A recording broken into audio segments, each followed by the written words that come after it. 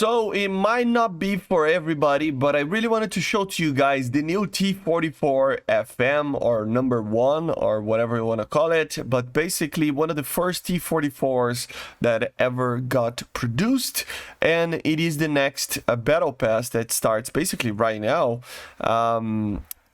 Prize that you can get. It is a premium rank 4 for the Soviet Union, and it has a 6.3 BER. So let's take a look on the vehicle itself a bit, just to make sure we can actually know if it's worth it to get it or not, right? The ship I'm not gonna show because normally I don't play ships, so I'm not gonna even know what to say, to be honest, but yeah. Let's get going. So with the armor over here, we actually have a pretty interesting armor layout over here. It's very similar to the other ones, of course, to the other T-44s. Has a pretty substantial amount of armor dimension, so for example here it has a 140 with the angle and stuff, right? So it's actually pretty good. The problem with it is that obviously you have this massive driver's hatch over here, which is way lower, right? So in these BR ranges, you're not gonna be able to hold any, like most rounds anyway, right? Depending on what they're shooting at you, but normally you won't be able to. So that means, of course, that it doesn't matter too much, but driver's hatch is indeed a weak point for guns that will not be able to penetrate over here. But to be honest, I mean, if we even go to the protection analysis here just to see what is in the same BRs of these, I mean, yeah, look at this, for example. We have heat rounds over here, right? That will go through this. You have, I mean, 7 point something, like, it's complicated, right? The 88s, so you're not gonna be able to hold anything, right? Normally, from the normal tanks that you fight. Of course, you can hold it against some, smaller tanks and stuff, but normally you are kind of a glass cannon a little bit, and the problem is that the gun is not the greatest thing ever as well, but it's not bad as well. It's a medium gun, I would say, right? You have these extra protection on the side over here, 30 millimeters, but of course to the sides it will be very easy to penetrate it. In the turret itself, it actually has a pretty alright armor, right? It kinda has a shell trap over here, but not really. I don't think it will mean too much, but again, I mean, it does have some pretty good armor depending on the places, but at the end of the day, everything will penetrate this thing, these BRs anyway, right? Just like the normal T-44, to be honest. So don't expect this thing to be too survivable, right? You have a similar engine to the ones that we have in the other T-44s.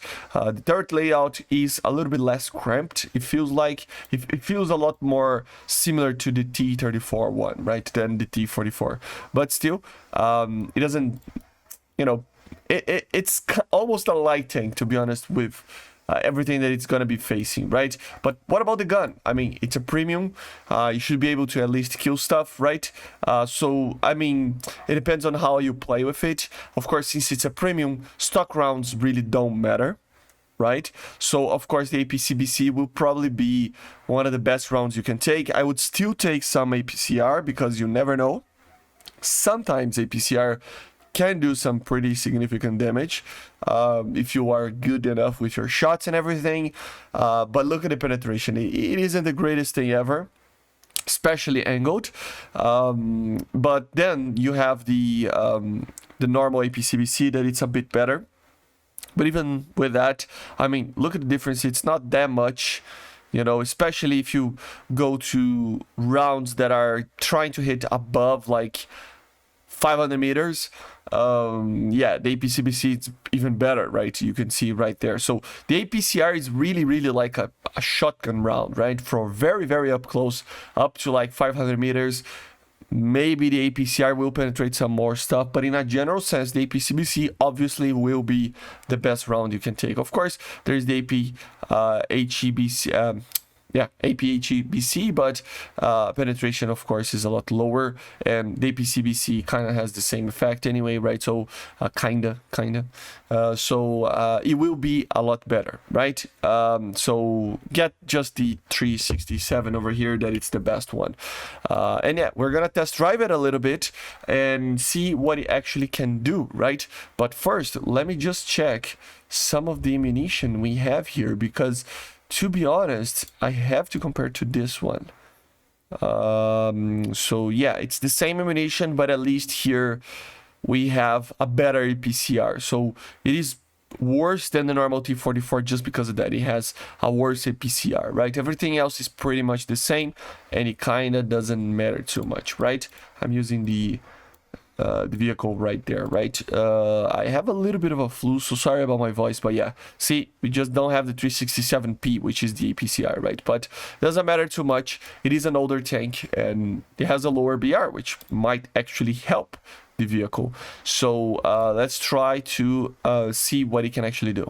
So here we have it. It's it looks lower than the other T-44s, although it doesn't, it isn't a lot, but it feels like that part of the chassis in the middle there, it's like lowered, and then the turret kind of connects to it, and then you have the driver's hatch so that a guy can actually sit there. So it's kind of a different design, and I don't know, probably it isn't the best since they chose another one, right?